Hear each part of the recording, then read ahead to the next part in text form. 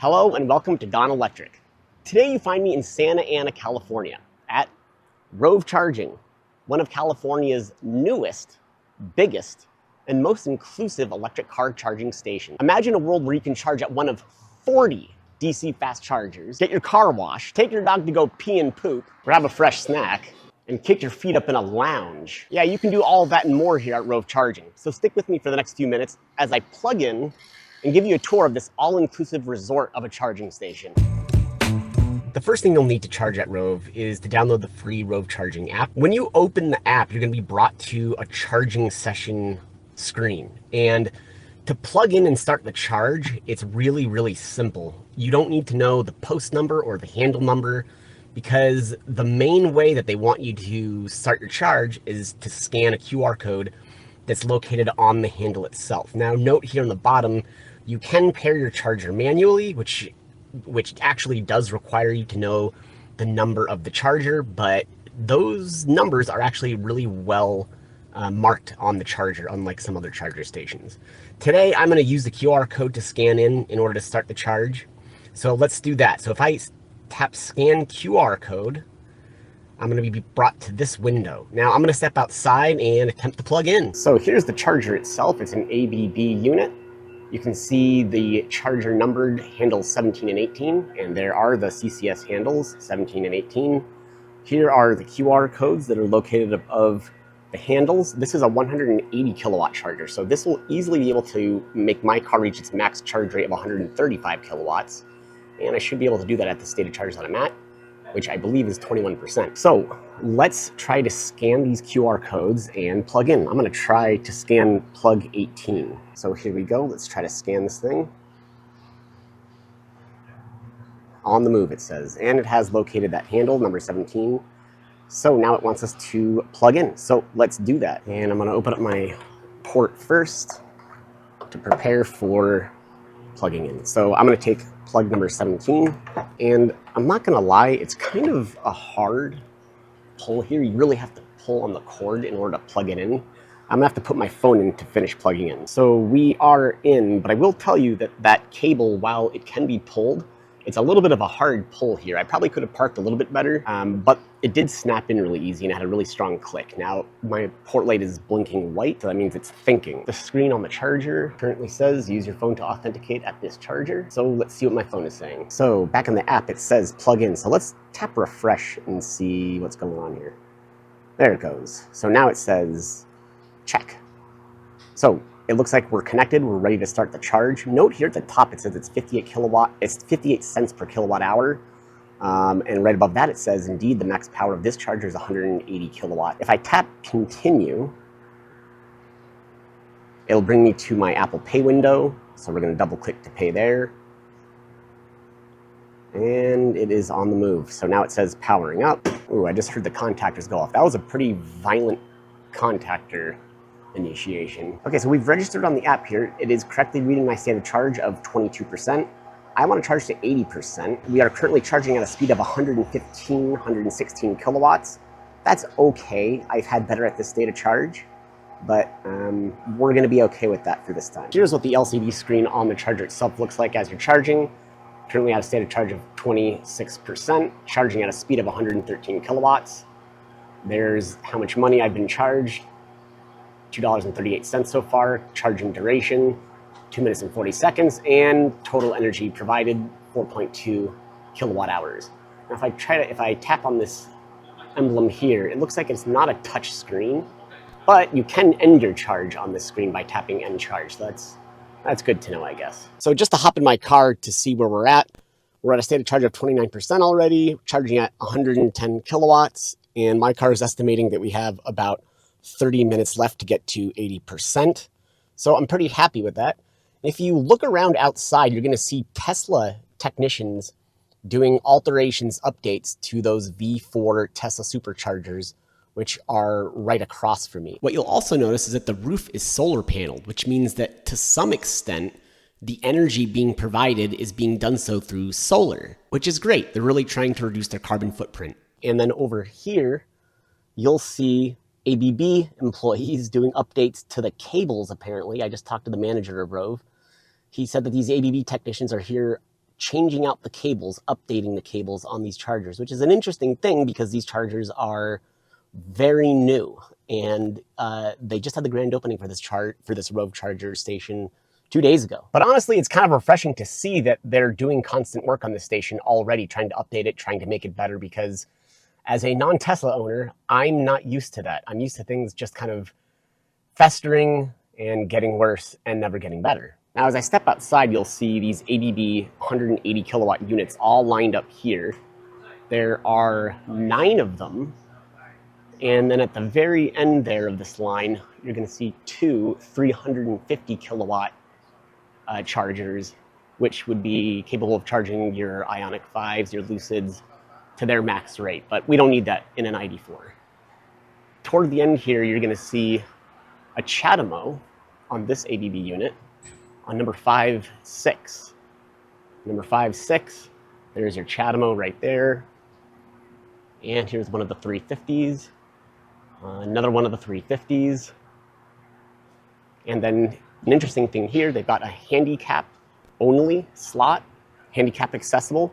It looks like it's set up really nicely for wheelchair access here and van access, which is fairly rare in the EV charging world. Now, this handicap accessible charger is the second of 2 CHAdeMO chargers. So you see that plug 2 is CHAdeMO, plug 1 is CCS, which is kind of nice. So in total, on the CCS side of things, you've got basically 12 total DC fast chargers, 10 of which are 180 kilowatt. And of those 10, 2 of them, 1.2 and 5.6, have CHAdeMO handles. So there's 2 total CHAdeMO handles. And then you've got the 2 350 kilowatt chargers. Across from us, you can see a big line, excuse me, a big line of Tesla version 4 superchargers. There's 28 of them. So this station has 40 total DC fast chargers, 28 of which are Tesla V4 superchargers. Now, approaching the V4 Tesla supercharger, you'll see that these are outfitted with Magic Dock right here. So if you were to press in the handle here and then push up, this thing will unlock and pull out the Magic Dock.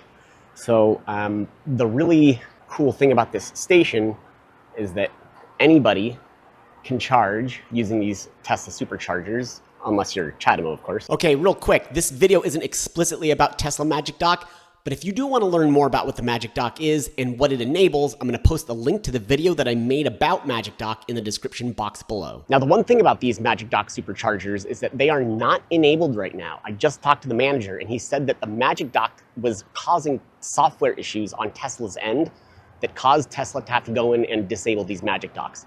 So eventually, when that gets ironed out, they will enable these Magic Docks so that any CCS car can also take advantage of these Tesla superchargers. But for now, it's only these chargers that can be used by non-Teslans. Hey, it's me again in post-production. I cannot believe that I forgot to mention this in the video, but you heard me refer to the manager that I was talking to. One of the coolest things about this Rove charging station is that they actually have charging attendants as well as a manager that circulate around to help people charge if they need help. In fact, the manager approached me when I first plugged in just to see if I needed any help. Another cool thing that they've thought through here at Rove is that they want you to be able to keep your car clean, apparently. So they've got these vacuums that you can use, and they're complimentary, which is really cool. And attached to the vacuums on the backside are air inflators. So you can inflate your tires, you can vacuum out your car, all for free. There's 3 of these guys right here. And then if I pan here to the left, you'll see a car wash. Now the car wash can be enabled in the Rove app, and I'll show you that right now. So if you wanted to do a car wash, you can get into the Rove charging app, and you can select either the signature shine, the brushless bath, or the soft brush soak. Not bad. $12 for the cheapest. Sorry, $10 for the cheapest, which is just the rapid rinse, and it goes all the way up to 17 bucks. Usually I pay 16 bucks for my touchless. So this is not that bad. Now, one of my favorite features about this Rove charging station is the pet relief area, which is kind of hard to find, and apparently it's not finished yet. They're gonna have trash cans out here and dog poop bags, dispensers out here. But right here, you've got a pretty nice size pet relief area with AstroTurf. Well, not AstroTurf, it's just fake turf. So this is really nice to see, because when you're on the road and you've got to charge, and you've got dogs with you, things can get really complicated and stinky and gross pretty quickly. So this is a super good addition. And we've got a user. We've got a user, people. Look at him go. Now, as I go inside the store to see what type of food they've got, I will say that the architecture of Rove is really nice from the outside. This is the first Rove charging station in the entire country. Big time investment went into this, and I can say that from an aesthetic standpoint, it definitely paid off. All right, I'm gonna go inside and let's take a look at what they've got. So this is really nicely outfitted. It's a Gelson's Market, essentially. So it's a high-end grocer, pit stop, liquor store, whatever you want to say. It's got everything. Snacks, drinks. It's got ice cream. It's got our favorite, Topo Chico. It's got pretty much anything you'd want, especially if you're somebody who's on the road. And I'm coming up to a section that I'm very attracted to. It is the fresh deli meat. So there's an entire huge selection of deli meat and cheese and dips. Okay, this is big time. I'm gonna go through here to the lounge. Lots of seating, bar style seating, bistro table style seating. You got vending machines, you've got utensils. One of my favorite things, trash cans and recycle bins. I love to see that. Going around the corner here, you'll see a long hallway with inclusive bathrooms. Looks like there's 3 or 4 of them. I'm not gonna bother anybody back there. But essentially, this place has everything that we've been trying to ask for when we're on the road charging. The pet relief area, the well-stocked market with food, fresh food, snack food, everything you want, bathrooms, trash cans, recycle bins, places to actually sit and relax while your car is charging without having to walk 3 miles, which we have actually done before. So all in all, this Rove station is very impressive. And apparently they have investment to build several others in this area. The next one that's going to be built is in Costa Mesa, which is right up the street from where I am. And then after that, the plan is to build in Torrance, which is in South Bay, LA. Let's talk about the app for a moment here. This is what the app page looks like when you're charging. I showed it to you earlier. We're now toward the end of our charge. We're at 78% state of charge. We've been charged 24 bucks, currently charging at a 59 kilowatt state speed. And we've been charging here for about 30 minutes. Now, the one thing about this app is that it is very simple, which is good. And it's also bad, because the things that it lacks is, and I really would like them to add this, there is no way currently to see how many chargers are open.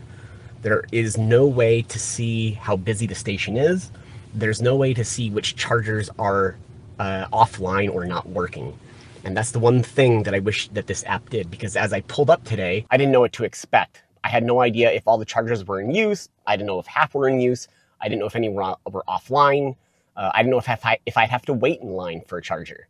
When I pulled around, it just so happened that very few chargers were in use. But I actually had no idea that chargers were being worked on. You can see an ABB technician behind me in that Rivian changing out the cables. And so that charger is actually down. Likewise, I didn't know that there were Tesla technicians working on the Tesla Superchargers trying to work on their cables. So while the simplicity of initiating the charge is appreciated through that QR code scan, very simple, I would like some of those niceties installed on the app that things like the Tesla app, EVgo app, Electrify America app do have. It just makes it a little bit easier to prepare for your charge before you get there. Okay, and as you can see, we have reached a state of charge of 80%. And so we are finished charging. Let's go outside and unplug. Let's see if I can one-hand the unplug here. I was able to. Easier to unplug than to plug. Put these back in the holster, close the flap. And let's take a look at the screen. It's already returned to the welcome screen. So a pretty good charging experience here at this very first Rove station in Santa Ana, California. Keep a lookout for Rove because they're going to be growing in number. And it's nice to see that they do work on their machines here to fix them, make sure that they're working adequately. And I have to say that the customer service, really good. I was able to talk to the manager multiple times, which was a really nice thing. If you learned something from this video, if you were invigorated with confidence as a new EV owner, let me know. And make sure to like, share, and subscribe. I'll see you guys next time.